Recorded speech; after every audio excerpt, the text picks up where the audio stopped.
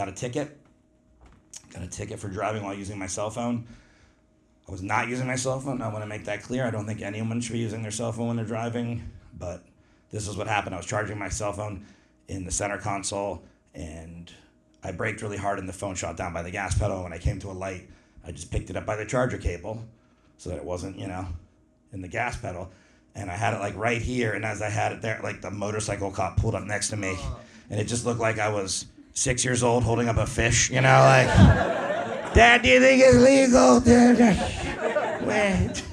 He just like knocked on the window, like pull over, so I pull over in his parking lot, and I roll on the window, I go, sir, I just braked really hard, and the phone went down, and I picked it up, and then he just cuts me off. You can never have your cell phone in your hand. You can never have your cell phone in your hand. And then he said something weird. He goes, you could have a cheeseburger in your hand. I was like, what? Why is that even something that came out of your mouth right now? What a weird pivot that just happened. I looked it up later. In the state of California, you can legally have a cheeseburger in your hand. You can have any food in your hand, which I would argue is way more distracting than a phone. There's phone calls I had this morning, I don't remember. There's a sandwich I had in high school, I think about once a week. It's like a core memory. You have a cheeseburger in your hand. So like, I'm a comic. I'm gonna try and get out of it by being funny, So when he goes, you could have a cheeseburger in your hand, I go, what are you trying to say, I'm fat? Yeah, only if you laugh. That's the correct response. It's not a great joke. That's a gateway joke. I gotta feel him out, see where he's at. I can't start with a come on the keyboard thing. That's very involved. There's a lot of layers. Takes a couple minutes.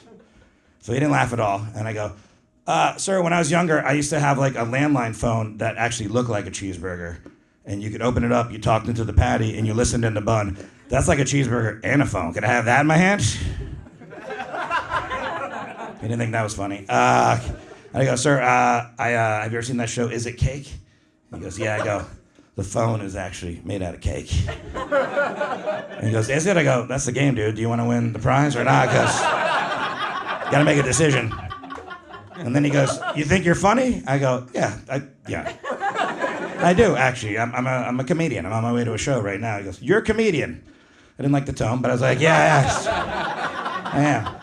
This is what he told me. I swear, he goes, you tell me a joke right now. If I laugh, he goes, I'll let you off. Which seems like, wow, I got this. I'm a comedian. I'm going to just home run. I got this.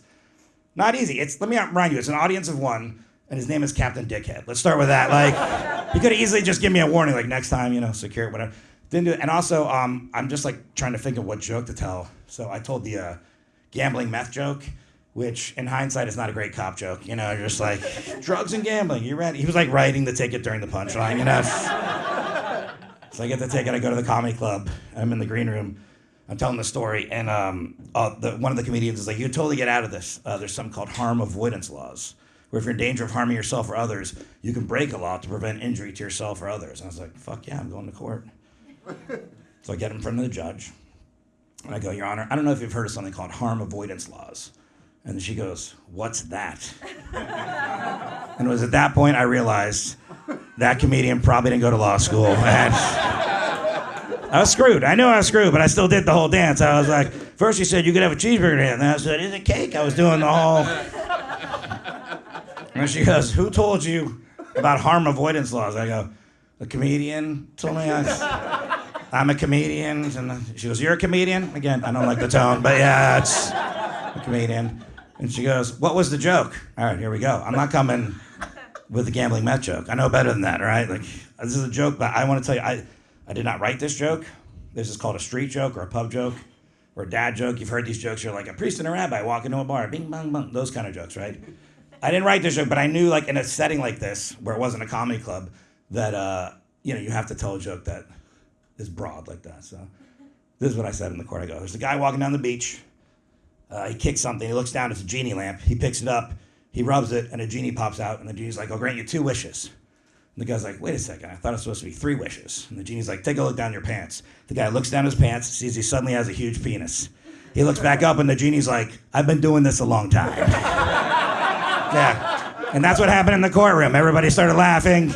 This lady was typing killing. The cop was like, Your Honor, that's not the joke you told. I want to go on record right now. Pretty good one. Probably would have let him off there. And that is a story if I paid $500 for a joke. I wish that would. It's not true.